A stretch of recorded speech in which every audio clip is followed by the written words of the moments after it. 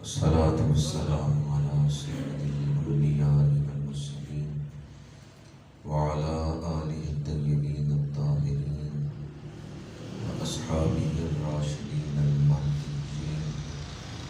أما بعد فأعوذ بالله من الشيطان الرجيم. بسم الله الرحمن الرحيم. من عمل صالحا من ذكر أو أنثى وهو مؤمن فلنحيينه حياة طيبة. صدق الله مولانا العظيم. إن الله وملائكته يصلون على النبي يا أيها الذين آمنوا صلوا عليه وسلموا تسليما. الصلاة والسلام عليك يا رسول الله وعلى آلك وأصحابك يا حبيب الله. الصلاة والسلام عليك يا رسول الله وعلى آلك وأصحابك يا حبيب الله. فاضل ذی شان حضرت علامہ حافظ شاہد محمود صاحب زیدہ مجدہ خطیب اہل سنت حضرت علامہ مولانا عثمان بشیر نقشبندی صاحب، انتہائی قابل احترام علماء کرام، برادران اسلام، حاضرین و سامعین، مسلم شریف میں حدیث پاک ہے، میرے آقا کریم صلی اللہ علیہ وسلم صفا کے چبوترے پہ تشریف لائے. وہ چبوترا آج بھی مسجد نبوی میں موجود ہے. اصحاب صفا اس پہ بیٹھتے تھے اور خاتم النبیین صلی اللہ علیہ وسلم سے قرآن سیکھتے تھے. مسلم شریف میں حدیث پاک ہے کہ آپ تشریف لائے اور آپ نے فرمایا، اے صحابہ، کیا تم یہ پسند کرتے ہو کہ تم منڈی میں جاؤ اور 2 اونٹنیاں خرید کے لاؤ؟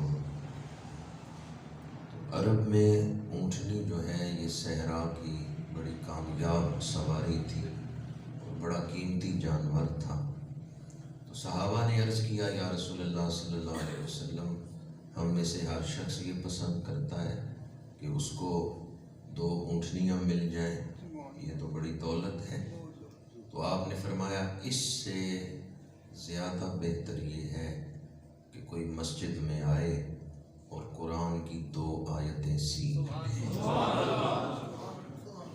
اگر کوئی 3 آیتیں سیکھے گا تو یہ 3 اونٹنیوں سے بہتر ہے. 4 آیتیں سیکھ لے تو 4 اونٹنیوں سے بہتر ہے. شارحین حدیث لکھتے ہیں اس کا ایک مطلب یہ ہے کہ 2 اونٹنیاں صدقہ کرنے سے جو ثواب ملتا ہے اس سے زیادہ ثواب 2 آیتیں سیکھنے سے ملتا ہے. اگر آج کل ایک اونٹنی 1.5 لاکھ کی مل رہی ہے، 2 اونٹنیاں کتنے کی ہو گئی؟ 3 لاکھ کی. تو اگر کوئی 2 آیتیں سیکھ کے جائے گا تو 3 لاکھ صدقہ کرنے کا ثواب اس کے نام آیا. حضرت ابو ذر غفاری رضی اللہ تعالی عنہ سے میرے آقا کریم نے ارشاد فرمایا، اے ابو ذر، 1 آیت سیکھنا 1000 رکعت نماز نفل پڑھنے سے بہتر ہے. ویسے آپ زور سے عصر تک نفل پڑھتے رہیں، 1000 نفل پڑھ سکتے ہیں؟ نہیں پڑھ سکتے. لیکن درس قرآن میں 1 آیت سیکھ کے جائیں تو 1000 نفل پڑھنے کا ثواب عطا کر دیا. حدیث پاک ہے، صحاح ستہ کی حدیث ہے، میرے آقا کریم نے ارشاد فرمایا، اللہ کے بندے اللہ کے گھروں میں سے کسی گھر میں اکٹھے ہوں اور قرآن سیکھیں تو فرشتے اس محفل کو اپنے پروں سے ڈھانپ لیتے ہیں. یعنی فرشتے ان لوگوں سے دوستی لگا لیتے ہیں، اس محفل پہ سائبان تان لیتے ہیں فرشتے.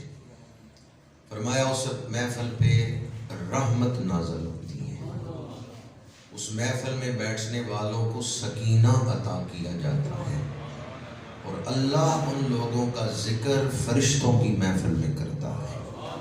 اس حدیث میں میرے آقا کریم صلی اللہ علیہ وآلہ وسلم نے 4 فضیلتیں بیان فرمائی ہیں۔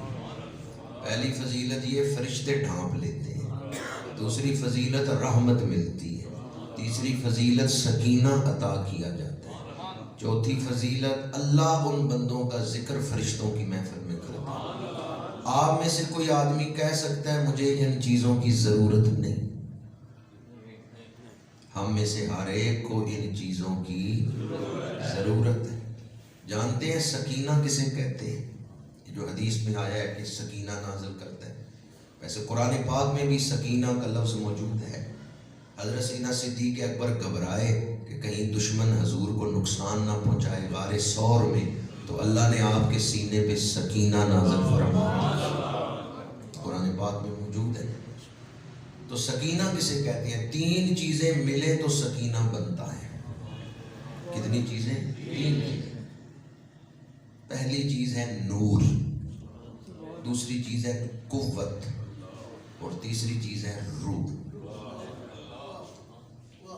نور، قوت اور روح، یعنی جس پہ سکینہ نازل ہوتا ہے اس کا ذہن بھی روشن ہو جاتا ہے، دل بھی روشن ہو جاتا ہے، کیونکہ نور ملا ہے۔ دوسری چیز قوت، اس کو حوصلہ مل جاتا ہے، اس کے دل سے گھبراہٹ ختم ہو جاتی ہے۔ اور تیسری چیز روح، وہ ایسے محسوس کرتا ہے جیسے نئی زندگی مل گئی ہے، وہ ایک نیا حوصلہ اپنے اندر پاتا ہے کہ نئی زندگی اسے مل گئی۔ آپ میں سے کوئی کہہ سکتا ہے کہ مجھے سکینہ کی ضرورت نہیں ہے؟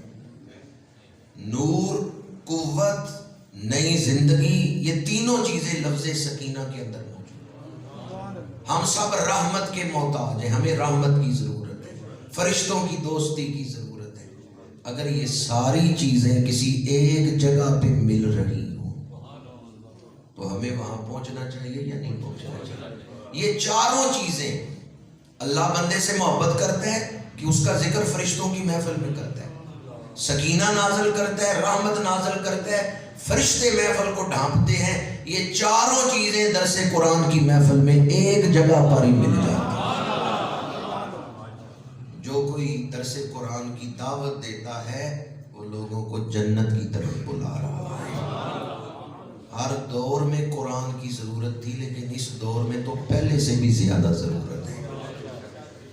ہمارے اس علاقے میں انگریزوں کی بھی حکومت رہی ہے اور ہندوؤں کا بھی علاقہ تھا، یہاں ہندوؤں کی بھی حکومت رہی ہے، لیکن ہم تک خالص دین پہنچا۔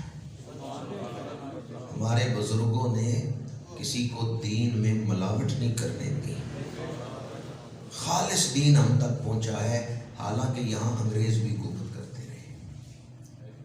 پر جس دور میں ہم زندگی گزار رہے ہیں نا، ہمارے لیے بڑی آزمائش ہے کہ ہم اپنی اس نئی نسل تک خالص دین پہنچا سکتے ہیں یا نہیں پہنچا سکتے۔ یہ ہماری آزمائش ہے۔ دین تو موجود رہے گا اور دین کی حفاظت اللہ کے ذمہ ہے، لیکن ہم اپنی اولادوں تک خالص دین پہنچا سکتے ہیں یا نہیں، یہ ہماری آزمائش ہے، کیونکہ اس دور میں عالم کفر نے پورا زور لگا دیا کہ آئندہ نسل تک خالص دین نہ پہنچے۔ جس پاک سرزمین پہ یہ آیت اتری ہے نا، قل هو اللہ احد اللہ الصمد لم یلد ولم یولد ولم یکن لہ کفوا احد، وہاں چند دن پہلے کرسمس کا کیک کاٹا گیا، جہاں سے دین شروع ہوا، اربوں روپے خرچ ہوئے ہیں اس کرسمس کی تقریب پر۔ قرآن کہہ رہا ہے نہ اللہ کا کوئی بیٹا ہے نہ اللہ کا کوئی باپ ہے، اور عیسائیوں کا طریقہ اختیار کیا جا رہا ہے کہ کرسمس کا کیک کاٹا جا رہا ہے۔ بندہ گلی میں یہاں سڑک پہ کھڑے ہو کے شراب پیے تو وہ بھی گناہ گار ہے، لیکن مسجد کے اندر آ کے پیے تو پھر بڑا گناہ گار ہے۔ 2 گناہ ہو گئے، ایک تو اس نے شراب پی ہے، دوسرا مسجد کی توہین کی۔ اور اگر وہی آدمی حرم میں جا کے شراب پیے تو اس سے بھی بڑا گناہ گار ہے، کیونکہ حرمین کی جو زمین ہے یہ محبت وحی ہے، یہاں قرآن نازل ہوا ہے، تو جس جگہ پہ وہی نازل ہوتی ہے نا اس کے احکام بھی خاص ہیں۔ قرآن پاک پڑھ کے دیکھیں، حضرت موسیٰ علیہ السلام کو ہتور پہ گئے، اللہ نے فرمایا میرے پیغمبر جوڑے اتار کے ننگے پیر، کیوں؟ انکا بالواد المقدس طویٰ، آپ مقدس وادی میں ہیں، یہاں تورات نازل ہوئی، تو جہاں تورات نازل ہو اس وادی کے تو خاص آداب ہیں، جہاں قرآن نازل ہوتا رہا ہے اس کی شان کیا ہو۔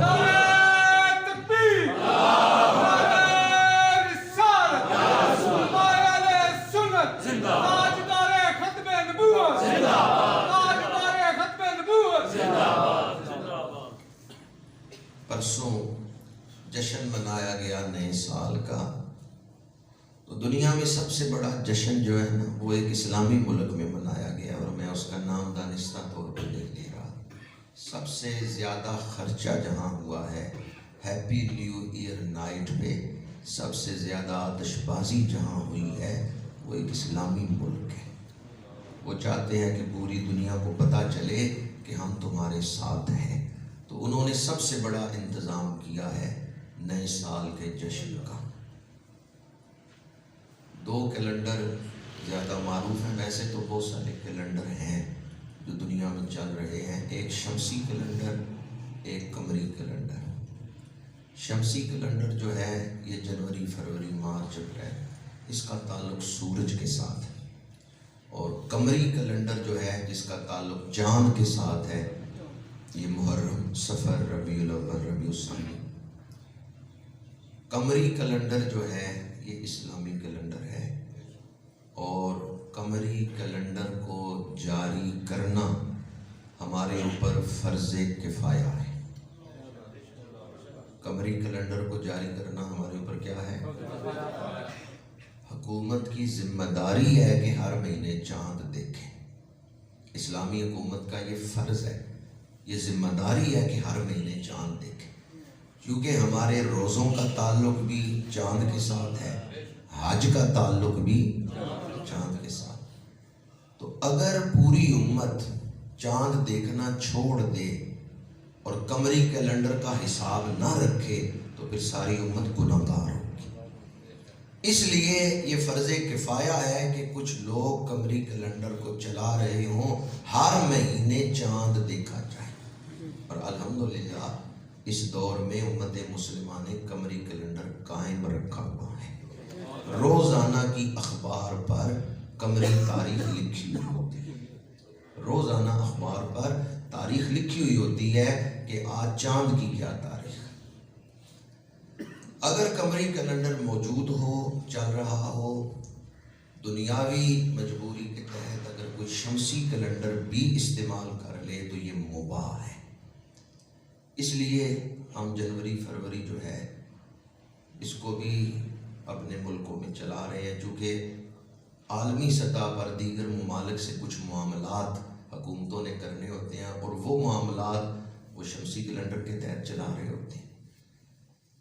اس دور میں جو بڑے بڑے فتنے آئے، میں اصل میں بات تو یہ آپ کی خدمت میں عرض کر رہا تھا کہ ہم تک دین خالص پہنچا ہے، ہماری ذمہ داری ہے ہم بھی آئندہ نسلوں تک خالص دین پہنچائیں۔ عالم کفر نے اس وقت پورا زور لگا دیا ہے کہ آئندہ نسلوں تک خالص دین نہ پہنچے، تو پھر ہمیں بھی پورا زور لگانا چاہیے یا نہیں؟ جہاں سے دین شروع ہوا ہے نا، وہاں کے حکمرانوں کو عالم کفر نے دنیا کے خواب دکھا دیے ہیں، مادیت کے خواب دکھا دیے ہیں۔ اس دور میں بہت سارے لوگ تو دین سے ہی دور ہیں، کچھ دین کو اپنائے ہوئے ہیں پر روح دین سے محروم ہیں۔ درس قرآن پاک کی دعوت یہ ہے کہ دنیا میں جیسے چاہو زندگی گزارو، لیکن قبر کی کوٹھڑی کو یاد رکھو، آخرت کو نہ بھول جانا، سدا دنیا میں نہیں بیٹھے رہنا، کچھ عرصے کے لیے یہاں آئے ہو۔ حدیث پاک ہے، میرے آقا کریم صلی اللہ علیہ وسلم نے ارشاد فرمایا، الکیسو من دانا نفسہ وعمل لما بعد الموت والعاجز من اتبع نفسہ وتمنى على الله من اتبع نفسه هواها وتمنى على الله او کما قال علیہ الصلوۃ والسلام. فرمایا عقل مند وہ ہے جو اپنے نفس کی اصلاح کرتا ہے اور موت کے بعد کام آنے والی چیزوں کو اختیار کر لیتا ہے. اور بے وقوف وہ ہے جو اپنے نفس کو خواہشات نفسانی کا غلام بنا دیتا ہے اور پھر اللہ سے امید رکھتا ہے کہ اللہ تعالیٰ اسے نیکوں والا مقام عطا کر دے گا. بندے نے نماز پڑھی نہیں، امید رکھے اللہ مجھے نماز کا ثواب دے دے گا چونکہ رحمان ہے، بندہ بے وقوف ہے یا نہیں؟ ثواب کی امید رکھو لیکن پہلے نماز تو پڑھو نا. نماز کا ثواب ملے گا پر پہلے نماز تو پڑھو نا. بندہ نماز ہی نہ پڑھے اور اللہ پر امید رکھے بھی جو نماز پڑھنے والوں کو آخرت میں مقام ملے گا مجھے نماز پڑھے بغیر ہی مل جائے گا. تلاوت قرآن کرو گے ثواب ملے گا. بندہ قرآن پڑھے ہی نہ اور اللہ پر امید رکھے اللہ رحمان ہے مجھے تلاوت کیے بغیر ہی تلاوت کا ثواب دے دے گا. بندے نے زمین میں بیج نہیں ڈالا، پانی نہیں دیا، کسان جا رہے ہیں فصل کاٹنے، جس نے بیج نہیں ڈالا پانی نہیں دیا وہ بھی جائے گا فصل کاٹنے. فصل وہی کاٹیں گے جنہوں نے وقت پہ بیج ڈالا اور پھر فصل کی حفاظت کی. اور آدمی بغیر بیج ڈالے امید رکھے نہیں زمین خود بخود ہی بیج اگا دے گی، خود بخود ہی فصل بن جائے گی. حدیث پاک میں میرے آقا کریم نے فرمایا وہ بے وقوف ہے جو عمل کیے بغیر اجر کی تمنا رکھتا ہے اور عقل مند وہ ہے جو اپنے نفس کی اصلاح کر لیتا ہے. ہمارے دو دشمن ہیں، ایک ہے شیطان، ایک ہے نفس. ان دونوں میں بڑا دشمن کون سا ہے؟ نفس جو ہے یہ بڑا دشمن. شیطان بہت بڑا دشمن ہے لیکن شیطان سے بھی بڑا دشمن نفس ہے. اس لیے کہ شیطان کو گمراہ کیا تو اس کے نفس نے گمراہ کیا. شیطان میں نفس تھا جس کی وجہ سے وہ گمراہ ہوا. تو ہمارے دو دشمن ہیں، شیطان بھی ہے اور نفس بھی ہے. شیطان باہر سے حملہ کرتا ہے، نفس تو اندر ہے، یہ اندر سے دروازے کھولتا ہے شیطان کے لیے.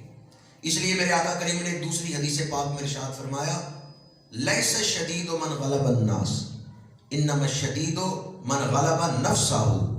فرمایا پہلوان وہ نہیں جو لوگوں پہ غلبہ پا لے، پہلوان وہ ہے جو اپنے نفس کو قابو کرے.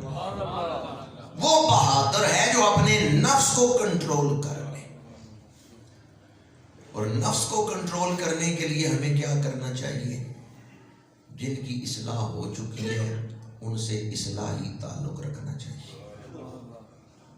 مولانا جامی فرماتے ہیں حضور دنیا میں تشریف لائے ہیں وَيُزَكِّيهِمْ، لوگوں کی اصلاح کرنے کے لیے، لوگوں کو پاک کرنے کے لیے. ان اداروں سے تعلق جوڑو جو تمہارا تعلق حضور سے جوڑتے ہیں.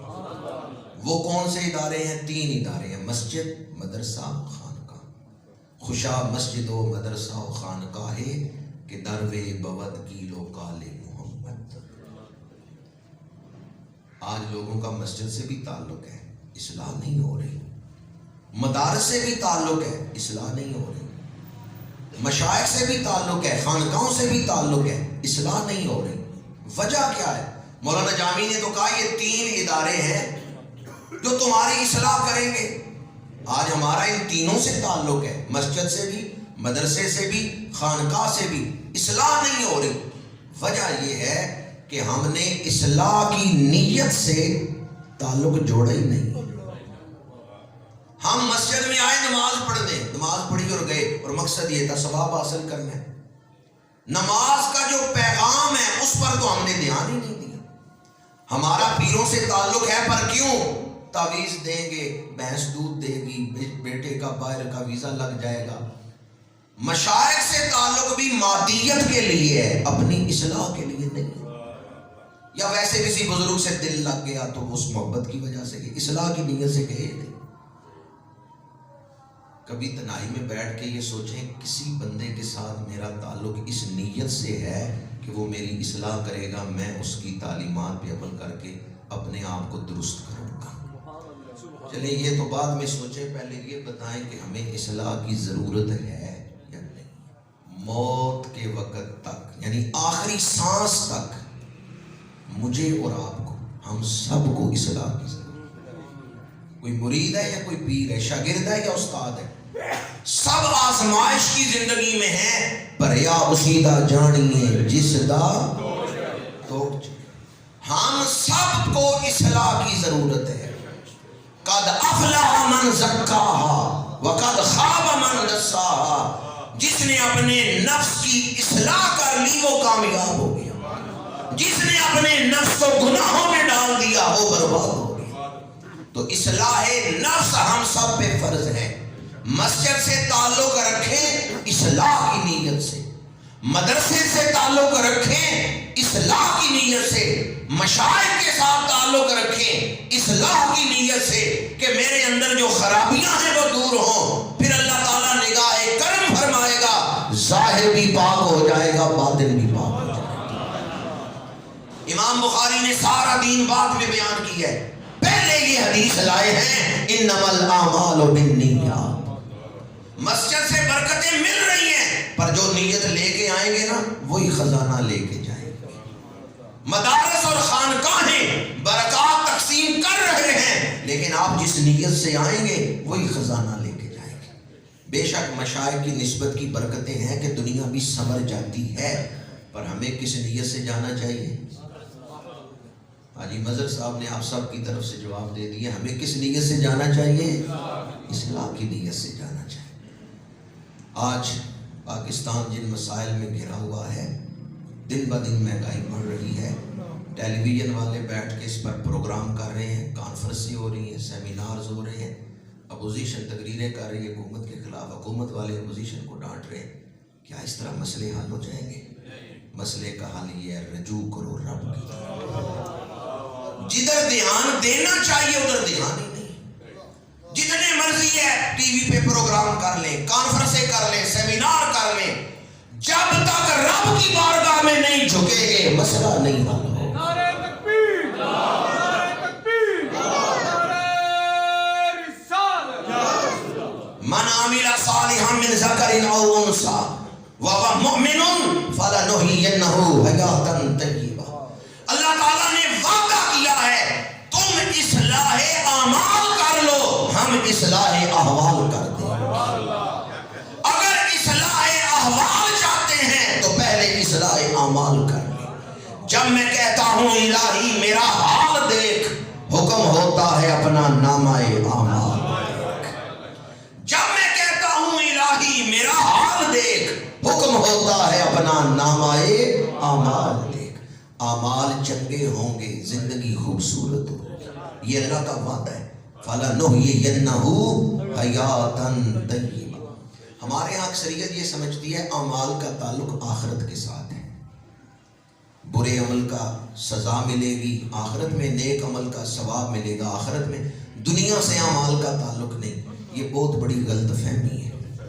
اعمال کا تعلق دنیا سے بھی ہے، آخرت سے بھی ہے۔ اعمال کی پوری جزا اور سزا یہ تو آخرت میں ملے گی، لیکن اعمال کی نحوست یا برکت دنیا میں بھی ظاہر ہوتی ہے۔ دنیا میں بھی جیسے اعمال ہوں گے رب ویسی زندگی عطا فرمائے گا۔ فَلَنُحْيِيَنَّهُ حَيَاةً طَيِّبَةً، فرمایا ہم ضرور بھی ضرور تمہیں اچھی زندگی عطا فرمائیں گے۔ تو اچھے اعمال ہوں گے، دنیا کی زندگی اچھی، قبر کی زندگی اچھی اور آخرت کی زندگی اچھی۔ تین زندگیاں ہیں، اللہ تینوں زندگیوں کو سنوار دے گا، دنیا، قبر، حشر۔ نیک عمل کرنے والا تینوں جگہوں پہ اچھی زندگی گزارے گا۔ ایک تو یہ غلط فہمی نکال دیں کہ اعمال کا تعلق صرف آخرت کے ساتھ، اعمال کا تعلق دنیا کے ساتھ بھی ہے۔ اور دوسری بات، اس پر تو ایمان ہے کہ نیک اعمال کا آخرت میں اجر ملے گا، برے اعمال کی سزا ہوگی، لیکن یہ بات ہمارے ذہن میں حاضر نہیں رہتی، کیونکہ ہم دنیا میں رہتے ہیں، ماحول دیکھتے ہیں، دنیا کی فوراً ملنے والی لذتیں ہمیں اپنی طرف متوجہ کر لیتی ہیں، تو وہ جو بات تھی نا کہ اعمال کی سزا یا جزا ہے آخرت میں، وہ بات ذہن سے نکل جاتی ہے، وہ حاضر نہیں رہتی، ہم دنیا میں مصروف ہو جاتے ہیں۔ تو یہ بات ذہن میں حاضر کیسے رہ سکتی ہے؟ کیونکہ کشتی کے وقت پہلوان کو میدان میں ہی داؤ یاد رکھنا چاہیے۔ وہ میدان میں تو دا یاد نہیں آیا، گھر آ کے یاد کرے تو کوئی فائدہ ہے؟ کشتی ہار گیا، گھر پہنچ گیا، کہتا ہے مجھے ایک داؤ یاد آ گیا، اب یاد کرنے کا کیا فائدہ؟ بندہ دنیا کی زندگی گزار کے قبر میں پہنچ گیا، کہتا ہے کاش میں اس طرح کر لیتا، اس طرح کر لیتا۔ جس وقت زندگی ملی ہوئی تھی اس وقت کیوں نہیں کی؟ یہ بات ہمیں یاد نہیں رہتی کہ نیک اعمال کا آخرت میں ثواب ہے، برے اعمال کی سزا ہے۔ ہم دنیا میں مصروف ہو جاتے ہیں، غافل ہو جاتے ہیں۔ غفلت بہت بڑا ایسا معاملہ ہے جو انسان کو برباد کر دیتا ہے۔ ایک طرح والے غفلت بہت بڑا اندھیرا ہے جس میں انسان ٹامٹولیاں مارتا رہتا ہے۔ ایک طرح والے ناس حسابہم وہم فی غفلت معرضون۔ تو یہ غفلت کیسے دور کی جا سکتی ہے؟ اس کے لیے ہی میں عرض کر رہا ہوں کہ میرے آقا کریم صلی اللہ علیہ وآلہ وسلم نے ارشاد فرمایا، وہ عقل مند ہے جس نے اپنے نفس کو سنوار لیا، جس نے اپنے نفس کی اصلاح کر لی اور وہ کام کیے جو موت کے بعد یاد آنے والے ہیں۔ جمادی الاول کے آخری دن ہے، اس مہینے میں موتا کے میدان میں عیسائیوں کے ساتھ مسلمانوں کی جنگ ہوئی تھی۔ شام کے بادشاہ نے، شام کے گورنر نے یہ آرڈر جاری کیا تھا کہ جو بھی اسلام قبول کرے اسے سزائے موت دے دو، پھانسی چڑھا دو۔ تو میرے آقا کریم صلی اللہ علیہ وآلہ وسلم نے گورنر بصرہ کو خط لکھا، اسلام قبول کر لو۔ اس نے حضور کے سفیر کو، حضرت حارث بن عمیر کو شہید کر دیا۔ سفیر کو قتل کرنا یہ عالمی سطح پہ جرم ہے۔ میرے آقا کریم نے اپنی ذات کے لیے کبھی کسی سے بدلہ نہیں لیا، لیکن جہاں بات ہو اسلام کی عزت کی تو حضور نے بدلہ لیا ہے۔ اگر مسلمانوں کا سفیر شہید ہو جائے اور مسلمان خاموش رہیں تو یہ اسلام کی کمزوری دنیا تک پہنچتی۔ اس لیے میرے آقا کریم نے ایک لشکر تیار کر کے بھیجا کہ جنہوں نے اسلام کے سفیر کو شہید کیا ہے انہیں بتایا جائے کہ مسلمان کمزور نہیں۔ اس لشکر کو جب حضور نے بھیجا تو 3 صحابہ کے نام لے کے فرمایا میں زید بن حارثہ کو سپہ سالار بناتا ہوں، جب زید شہید ہو جائیں تو جعفر بن ابی طالب سپہ سالار ہے، جب جعفر شہید ہو جائیں تو عبداللہ بن رواحہ سپہ سالار ہے۔ میں وہ نفس کی اصلاح والی بات عرض کرنا چاہتا ہوں۔ 1 لاکھ کافر آئے، مسلمان 3000۔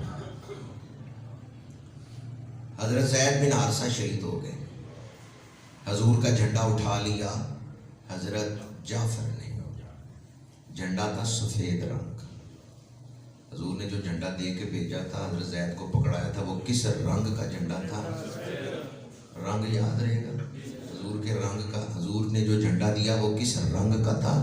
سفید رنگ کا جھنڈا۔ حضرت زید بن حارثہ شہید ہو گئے، جعفر طیار رضی اللہ تعالیٰ عنہ انہوں نے جھنڈا اٹھایا، جعفر شہید ہو گئے، حضرت عبداللہ بن رواحہ نے جھنڈا اٹھایا۔ عصر کا وقت ہے، دشمن کی فوج کچھ پیچھے ہٹی ہے، مسلمانوں کی فوج بھی پیچھے ہٹی ہے، کبھی گمسان کا رن پڑتا، کبھی فوجیں پیچھے ہٹ جاتی۔ 2 سپہ سالار شہید ہو چکے ہیں، حضرت عبداللہ بن رواحہ نے جھنڈا اٹھایا ہے، فوجیں پیچھے ہٹ چکی ہیں۔ حضرت عبداللہ بن رواحہ کے بھائی آگے بڑھے، گوشت پیش کیا۔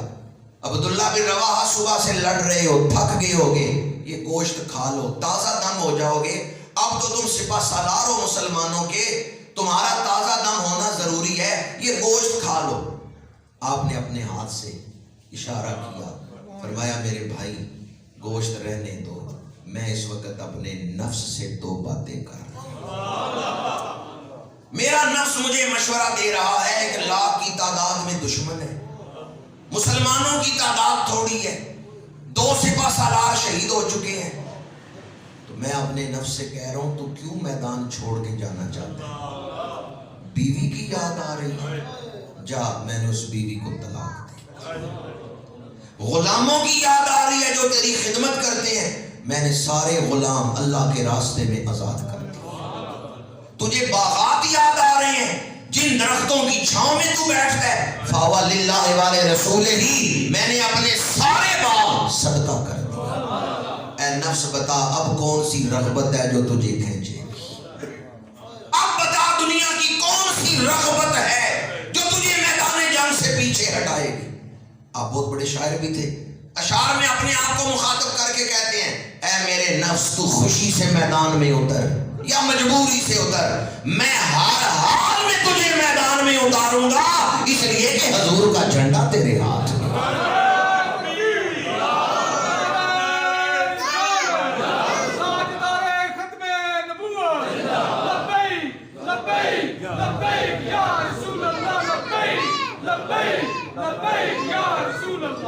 حضرت عبداللہ بن رواحہ رضی اللہ تعالی عنہ آپ بھی میدان جنگ میں شہید ہو گئے اور پھر جھنڈا حضرت خالد بن ولید کو دیا۔ میرے آقا کریم مسجد نبوی میں صحابہ سامنے بیٹھے ہیں، حضور منبر پہ جلوہ افروز ہیں، فرمایا تم میں سے کسی کا باپ، کسی کا بیٹا، کسی کا بھائی میدان جنگ میں گیا ہوا ہے، وہاں سے خبر نہیں آ رہی، تم پریشان ہو، میرے سامنے بیٹھو، میں تمہیں جنگ کے حالات بتاتا ہوں۔ حضور نے تینوں شہادتوں کو بیان کر کے فرمایا اب جھنڈا اس کے ہاتھ میں ہے، اِنَّهُ سَيْفٌ مِّن سُيُوفِ اللَّهِ، جو اللہ کی تلواروں میں سے ایک تلوار ہے۔ حضرت خالد بن ولید نے جنگی حکمت عملی سے فتح حاصل کی، دشمن کو میدان جنگ سے بھگا دیا۔ ایک سپاہی کو مدینہ منورہ بھیجا، جاؤ حضور کی بارگاہ میں فتح کی بشارت دو۔ وہ سپاہی مدینہ منورہ پہنچے، صحابہ کی محفل میں میرے آقا تشریف لائے۔ حضرت خالد بن ولید کے بھیجے ہوئے سفیر کہتے ہیں، عرض کرتے ہیں یا رسول اللہ میں جنگ کے حالات سناؤں؟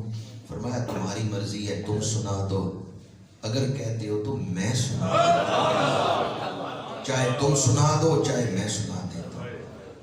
وہ سفیر عرض کرتے ہیں یا رسول اللہ اگر آپ سنائیں گے نا تو میرا ایمان اور بڑھ جائے گا۔ حدیث پاک میں میرے آقا کریم نے جنگ کے سارے حالات سنائے۔ سننے کے بعد وہ سفیر جو حالات سنانے آئے تھے وہ کہتے ہیں والذی بعثک بالحق ما ترکت حرفا واحدا، یا رسول اللہ اس ذات کی قسم جس نے آپ کو حق کے ساتھ بھیجا ہے، آپ نے تو ایک حرف بھی نہیں چھوڑا، آپ نے کوئی ایک بات بھی نہیں چھوڑی جسے میں بیان کروں، آپ نے تو جنگ کے سارے حالات بیان کر دیے۔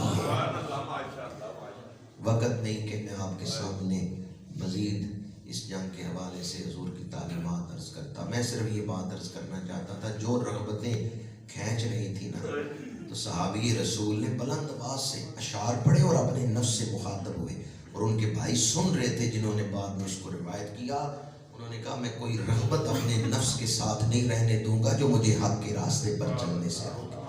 ہم اس کے مکلف تو نہیں ہیں، وہ تو بڑے اعلیٰ مقام پر تھے، لیکن کم از کم اس کے مکلف ضرور ہیں۔ جب کوئی رغبت آپ کو دنیا کی طرف کھینچے تو یاد رکھیں دنیا کی یہ رغبتیں عارضی ہیں، دنیا کی یہ چیزیں عارضی ہیں، دنیا کی خوشیاں بھی عارضی، غم بھی، دنیا کے غم ہمیشہ رہنے والے نہیں۔ ساری زندگی اسی میں گزر جاتی ہے، میں غم سے بچوں، کہیں غم نہ مجھے پکڑ لے، میں خوشی حاصل کروں، بس اسے ایک مقصد کے لیے ساری زندگی گزر جاتی ہے۔ زندگی کا مقصد بنا لے میں نے اپنے رب کو راضی کرنا، جی میں پیارا راضی ہوئے مرضی ویخ سجن، جے تو مرضی اپنی لوڑے اے گل کدے نہ بڑھنی۔ اللہ تعالیٰ نے ایک بڑے مقصد کے لیے کائنات کو بنایا۔ آپ کے سامنے اپنا ذاتی مقصد ہے، اللہ کے پیش نظر تو پوری کائنات ہے، اس نے تو پوری کائنات کو چلانا ہے۔ اس لیے اگر کبھی آپ کی آرزو پوری نہ ہو تو رب کی بارگاہ میں دل میں کوئی شکوہ نہ آئے۔ سارے قرآن کا خلاصہ پہلی آیت ہے الحمدللہ رب العالمین۔ ہر حال میں ہم اللہ کی حمد کریں گے، خوشی ہو یا غم ہو، ہر حال میں اللہ کی، ہر خوبی اللہ کے لیے، ہر حمد اللہ کے لیے۔ 3-4 سوالات ہیں، میں اپنی گفتگو کو یہاں سمیٹتے ہوئے ان سوالوں کے جواب دے رہا ہوں چونکہ نماز کا وقت بھی ہو چکا ہے۔ سال کا پہلا درس قرآن ہے تو آج ہم ارادہ کرتے ہیں انشاءاللہ اس سال کوئی نماز نہیں قضا ہونے دیں گے، اور انشاءاللہ درود شریف کثرت سے پڑھیں گے۔ کسی دوست نے سوال کیا ہے کہ نبی اکرم صلی اللہ علیہ وآلہ وسلم 11 ہجری کو دنیا سے پردہ فرمایا، 80 ہجری امام ابو حنیفہ پیدا ہوئے، 20 سال تعلیم حاصل کرنے میں لگ گئے، یعنی 1 صدی پوری ہو گئی۔ تو اس کے بعد آپ فقہ حنفی جو ہے وہ تدوین فرما رہے ہیں۔ جو اس سے پہلے لوگ تھے صحابہ کرام، کیا ان کے راستے پر چلنا ٹھیک ہے، یا جو 100 سال بعد آئے ان کے راستے پہ چلنا ٹھیک ہے؟ اصل میں آپ کو مغالطہ لگا ہے۔ آپ نے حضرت امام اعظم ابو حنیفہ کو صحابہ کے مقابلے میں لا کھڑا کیا ہے۔ جماعت ہو رہی ہے اور مجمع بہت زیادہ ہے، امام صاحب کی آواز آخری صف تک نہیں پہنچتی، بڑا مجمع ہو، لاؤڈ سپیکر کا بھی دور نہیں کہ لاؤڈ سپیکر پر نماز پڑھ لے، تو کیا کیا جاتا تھا اس دور میں؟ تیسری صف، 5ویں صف میں کوئی مکبر کھڑا ہو گیا، وہ مکبر اپنی تکبیر پچھلوں تک پہنچاتا تھا یا امام کی تکبیر؟ وہ جو مکبر ہے وہ اپنی بات نہیں پیچھے پہنچا رہا، وہ تو امام کے پیچھے کھڑا ہے۔ جب اس کو امام کی آواز آتی تھی وہ امام کی آواز پیچھے پہنچا۔ امام اعظم ابو حنیفہ نے کوئی اپنے مسائل نہیں بیان کر دیے، انہوں نے حضور کی بات امت تک پہنچائی۔ اور ایسی حدیث مسند امام اعظم میں ہے کہ 2 واسطوں سے انہیں حضور کی حدیث پہنچی ہے۔ چونکہ تابعی کسے کہتے ہیں؟ جس کی صحابی سے ملاقات ہوئی۔ امام اعظم ابو حنیفہ کی صحابہ سے ملاقات ہوئی ہے، انہوں نے صحابہ سے پوچھا ہے، صحابہ سے دین سیکھا ہے، وہ تابعی ہیں۔ اب کوئی آپ کو ملے ایسا شخص جس کا واسطہ حضور تک پہنچتا ہو، وہ کہ یہ بات حضور سے مجھ تک پہنچی ہے، تو کتنی خوش نصیبی کی بات ہے۔ امام اعظم ابو حنیفہ صحابہ سے بھی ملاقات ہوئی ہے، بعض حدیثوں میں 2 رابطوں سے وہ صحابہ تک پہنچتے، بعض میں 1 واسطے سے، بعض میں 3 واسطوں سے حضور تک پہنچ جاتے ہیں۔ تو امام اعظم ابو حنیفہ نے کوئی اپنی نئی بات نہیں کی، بلکہ انہوں نے حضور کی بات ہی دنیا تک پہنچائی۔ مسئلہ سمجھ آ گیا؟ مکبر جو ہے وہ امام نہیں ہوتا، وہ امام کی آواز پیچھے پہنچاتا ہے۔ حضرت امام اعظم ابو حنیفہ رحمۃ اللہ تعالی علیہ، انہوں نے حضور کا دین آئندہ امت تک پہنچایا۔ میت کے مرنے پہ جو ختم کروائے جاتے ہیں 40واں وغیرہ، ان کا کل 40واں، ان کا احادیث سے کوئی ثبوت ہے تو بتائیں۔ حدیث پاک ہے، حضرت ماعز اسلمی رجم کیے گئے، مشکات شریف میں یہ حدیث ہے۔ ان کے وصال کے بعد 4تھے دن حضور ان کے گھر تشریف لے گئے، اور بعض روایتوں میں 3رے دن حضور ان کے گھر تشریف لے گئے۔ وہاں پہلے سے کچھ صحابہ بیٹھے ہوئے تھے، آپ نے فرمایا اپنے بھائی کے لیے دعائے مغفرت کرو۔ پھر حضور نے خود دعا کروائی اور صحابہ اس دعا میں شامل ہوئے۔ یہ حدیث پاک ختم کل کے لیے بنیاد ہے۔ ہم اس حدیث پاک کی روشنی میں ختم کل کرواتے ہیں۔ ختم شریف پر کوئی اعتراض نہیں کر سکتا۔ یہ جو دعائے مغفرت ہے یہ تو ایمان والوں کی نشانی ہے۔ جس دل میں ایمان ہے نا، بڑے غور سے سنیں میں کیا کہہ رہا ہوں، جس دل میں ایمان ہے وہ صرف اپنی مغفرت نہیں مانگتا، دوسروں کی بھی مانگتا ہے۔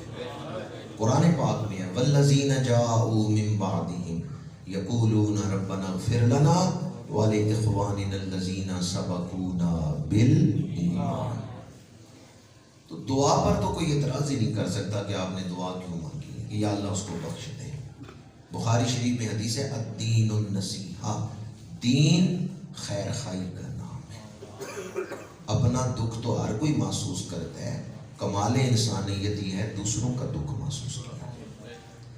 اختلاف جو ہو سکتا ہے وہ یہ ہے کہ اس میں جو کھانا کھلایا جاتا ہے یا جو بعض ایسی رسمیں جاری ہو گئی جن کا دین سے تعلق نہیں ہے، کیا وہ جائز ہے؟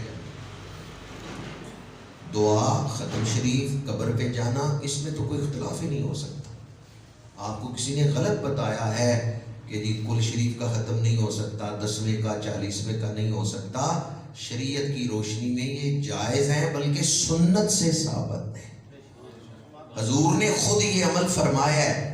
سالانہ جو ختم ہے، برسی جسے آپ کہتے ہیں، سالانہ ختم، یہ بھی حضور کی حدیث سے ثابت ہے۔ آپ ہر سال شہدائے احد کی قبروں پہ تشریف لے جاتے تھے، قبروں پہ جا کے دعا فرماتے تھے۔ حدیبیہ سے واپسی پر، صلح حدیبیہ سے واپسی پر میرے آقا کریم ایک اجتماع کے ساتھ اپنی والدہ کی قبر پہ تشریف لے گئے۔ تو قبروں پہ جانا، وہاں جا کے دعا کرنا، یہ حضور کی حدیث سے، حضور کی سنت سے ثابت ہے۔ حضرت جعفر رضی اللہ تعالیٰ عنہ جو کہ موتا میں شہید ہوئے ہیں، ان کے گھر حضور تشریف لے گئے۔ فرمایا جعفر کے بچے کہاں ہیں؟ 2 بیٹے تھے ان کے، محمد بن جعفر، عبداللہ بن جعفر۔ حضور زمین پہ تشریف فرما ہوئے، بچے آ کے آپ کے سینے سے لگے، آپ نے انہیں کلاوے میں لے لیا، آنکھوں سے اشکوں کی برسات، سب سے نرم دل میرے آقا کریم کا دل۔ حضرت جعفر کی زوجہ اسما وہ رونے لگی، یا رسول اللہ کہیں جعفر شہید تو نہیں ہو گئے؟ فرمایا ہاں جعفر شہید ہو گئے۔ انہوں نے ایک چیخ بلند کی، گر پڑی۔ اس وقت میرے آقا کریم نے فرمایا لا تقولی حجرا ولا تضربی خطا، اے اسما رو سکتی ہو، آنسو بہا سکتی ہو، ولا تقولی حجرا، لیکن نوحہ نہ کرنا، بین نہ کرنا، کوئی ایسے الفاظ نہ بولنا جو بے صبری والے، ولا تضربی خطا، اور اپنا چہرہ بھی نہ پیٹنا، دکھ کے اظہار کے لیے جسم پہ ہاتھ نہ مارنا، ہاں آنسو بہا سکتی۔ پھر حضور گھر تشریف، آپ نے یہ بھی ارشاد فرمایا کیوں اس شدت کرب سے رو رہی ہو؟ چیخ بلند ہوئی نا ان کی، تو انہوں نے عرض کیا یا رسول اللہ جعفر کے بیٹے ابھی چھوٹے ہیں، بچے چھوٹے ہیں، باپ فوت ہو گئے، بچے یتیم ہو گئے۔ اب ذرا دل تھام کے سنیں، میرے آقا کریم نے جواب کیا دیا، فرمایا تخافین علیہما وانا ولیہما فی الدنیا والآخرہ، ان کے بارے میں کیا فکر کرتی ہو جن کا میں ولی ہوں، دنیا میں بھی اور آخرت میں بھی۔ تخافین علیہما وانا ولیہما فی الدنیا والآخرہ، ان کا کیا فکر کرتی ہو جن کا میں مددگار ہوں، جن کا میں خیال رکھنے والا ہوں، دنیا میں بھی اور آخرت میں بھی۔ عارف کھڑی نے یوں نہیں لکھا آپ یتیم یتیمہ تائیں حد سرے دے در۔ حضور گھر تشریف لائے، فرمایا جعفر کے گھر میں کھانا بھیجو۔ آپ کی خادمہ ہیں سلمہ، انہوں نے جو دھوئے ہیں، ام المومنین نے زیتون میں انہیں پکایا ہے۔ حضرت اسما کے گھر وہ کھانا بھیجا گیا ہے۔ اس وقت میرے آقا کریم نے فرمایا تھا جعفر کے گھر والے غمزدہ ہیں، تم کھانا بنا کے ان کے گھر بھیجو، کیونکہ اس غم میں وہ کھانا نہیں بنا سکیں گے، کہیں وہ بھوکے نہ رہیں۔ تو فقہا نے لکھا ہے مرگ والے دن میت والے گھر رشتہ داروں کو چاہیے، جو اقربا ہیں انہیں چاہیے کہ وہ کھانا تیار کر کے بھیجیں، نہ کہ خود ہمیں چاہیے کہ ہم میت والے گھر جا کے کھانا کھا رہے ہیں۔ پنڈ میں کوئی مرنا ہو جائے تو جو مہمان آئے نا لاہور سے، کراچی سے، پنڈی سے، وہ تو دور سے سفر کر کے آئے نا، اس نے تو کھانا کھانا ہے، لیکن آپ مرگ والے دن یہ بات یاد رکھیں، مرگ والے دن میت والے گھر اس کو رواج نہ بنا لیں، اس کو معمول نہ بنائیں، اور اگر کوئی کہے بھی کہ آؤ کھانا کھا لو، مرگ والے دن اس گھر سے کھانا نہ کھائیں۔ جو دور سے مہمان آئے وہ تو سب، ہاں ہمیں چاہیے کہ ہم ان کو کھانا کھلائیں، جن کے گھر میت ہوئی ہے ہم کھانا پکا کے ان کو دیں۔ ہمارے یہاں دیہاتوں میں معمول تھا، شاید اس کو کوڑا بٹا کہتے تھے، وہ برادری بناتی تھی، جن کا مرنا ہوتا تھا وہ تو غمزدہ ہیں، وہ نہیں بناتے تھے، رشتہ دار کھانا بناتے تھے۔ تو مرگ والے دن میت والے گھر کھانا دینا یہ پاک سے عمل مبارک سے ثابت ہے۔ اور خود ہمیں اس دن پرہیز کرنا چاہیے، اگر ہم مقامی ہیں، اپنے گاؤں کے ہیں، تو مرگ والے دن میت والے گھر کھانا نہ کھائیں۔ 3 دن گزر گئے، حضرت اسماء شدت کرب سے رو رہی تھی، تو چوتھے دن حضور تشریف لائے ان کے گھر۔ فرمایا اسماء 3 دن تعزیت کے گزر گئے، یا رسول اللہ گزر گئے۔ فرمایا اب میرے بھائی کو رونا بھی نہیں ہے، جو شدت کرب میں رو رہی تھی۔ تو آپ نے فرمایا اوروں کے لیے عدت تو 4 مہینے 10 دن ہی ہے، یہ خصوصی حکم تھا اسماء رضی اللہ تعالیٰ عنہ کے لیے۔ فرمایا تیری عدت آج ختم ہو، یہ ان کے لیے خصوصی حکم تھا۔ تو میں آپ کی خدمت میں عرض کروں گا، ختم کل تک کوشش کریں کہ میت والے گھر مقامی ہیں تو کھانا نہ کھائیں، بلکہ خود کوشش کریں کسی ایک دن اس گھر میں کھانا پہنچائیں۔ اس کے بعد اگر گھر والے ختم دلاتے ہیں 10ویں کا 40ویں کا، تو وہ ختم کے لیے لوگوں کو دعوت دیں، لوگ ختم کے لیے آئے۔ اب اگر وہ مہمانوں کو کھانا کھلاتے ہیں تو یہ نفلی صدقہ ہے، اس کے جواز کی صورت موجود ہے۔ اللہ تعالیٰ دین سمجھنے کی، عمل کرنے کی توفیق دے۔ اگر کسی کو مسئلہ سمجھ نہ آیا تو وہ پوچھ بھی سکتے ہیں۔ اس کے بعد جو ہے وہ کھانا کھلانے کی رخصت ہے، اجازت ہے، وہ نفلی صدقہ ہے، یعنی جو مہمان کھانا کھائیں گے اس کا ثواب بھی میت کو پہنچے گا۔ لیکن اس سے پہلے کوشش کریں، اس لیے میں یہ بھی ایک مشورہ دیتا ہوں کہ آپ چوتھے دن ہی ختم کرائیں۔ اگر چوتھے دن ختم کرائیں گے نا تو وہ 3 دن تعزیت والے تو گزر چکے ہوں گے، اس لیے اب یہ چوتھے دن والا کھانا جو ہے یہ اس حکم میں نہیں آئے گا جو اس سے پہلے دنوں میں آتا ہے۔ آج کل تو خیر جلدی ہوتا ہے، رات کو میت ہوئی ہے، مر گئی جنازہ، صبح ہی کھل رکھ دیتے ہیں۔ تو 3 دن گزر جائیں، چوتھے دن ختم رکھیں۔ چوتھے دن جو ختم ہوگا اس میں بہت ساری شرعی طور پہ رخصتیں اور اجازتیں ہیں۔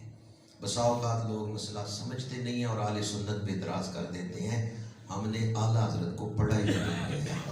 اگر فاضل بریلوی کو آپ پڑھتے تو یہ سوال نہ کرتے کہ اعلیٰ حضرت شاہ احمد رضا خان بریلوی نے تو کوئی ایک داغے جتنی بھی وتھ نہیں چھوڑی۔ اعلیٰ حضرت نے دین سمجھانے میں کوئی کمی، کون سا مسئلہ ہے جو انہوں نے کھول کے بیان کی۔ ایک دوست نے رفع یدین کے بارے میں پوچھا ہے، وقت نہیں کہ میں اس کے دلائل دوں، صرف اتنا کہتا ہوں کہ کوئی ایک حدیث مجھے بتا دیں جس میں حضور نے رفع یدین کرنے کا حکم دیا ہو۔ ایک حدیث بتا دیں جس میں حضور نے رفع یدین کرنے کا حکم دیا۔ اگر ایک بھی حدیث آپ کے پاس نہیں جس میں حضور نے حکم دیا ہو کہ رفع یدین کریں، تو آپ کس بنیاد پہ اتنا زور دے رہے ہیں رفع یدین؟ ہم سے پوچھو، ہم آپ کو حدیثیں دکھاتے ہیں جس میں رفع یدین سے منع کیا ہے۔ منع کرنے والی حدیثیں ہم آپ کو دکھاتے ہیں۔ مسلم شریف کتاب الصلاۃ باب السکون فی الصلاۃ، اس کے اندر حدیث پاک موجود ہے۔ میں نے پہلے کہا کہ اب وقت نہیں کہ زیادہ تشریح کر سکیں۔ منع والی حدیثیں ہم آپ کو سناتے ہیں، آپ کسی کتاب سے ایک حدیث سنا دیں جس میں آپ صلی اللہ علیہ وآلہ وسلم نے حکم دیا ہو کہ رفع یدین کا۔ ان لوگوں کا مقصد صرف شکوک و شبہات پیدا کرنا ہے۔ درس قرآن میں بیٹھنے والوں شک کو قریب ہی نہ لیتے، اس بات پہ یقین رکھیں داتا گنج بخش علی حجویری صراط مستقیم پہ چلتے رہے ہیں، مجدد الفسانی صراط مستقیم پہ چلتے رہے ہیں، خواجہ غریب نواز معین الدین چشتی اجمیری صراط مستقیم پہ چلتے رہے۔ آپ ان کے راستے پہ آنکھیں بند کر کے چلتے رہے، یہی ہدایت والا راستہ ہے۔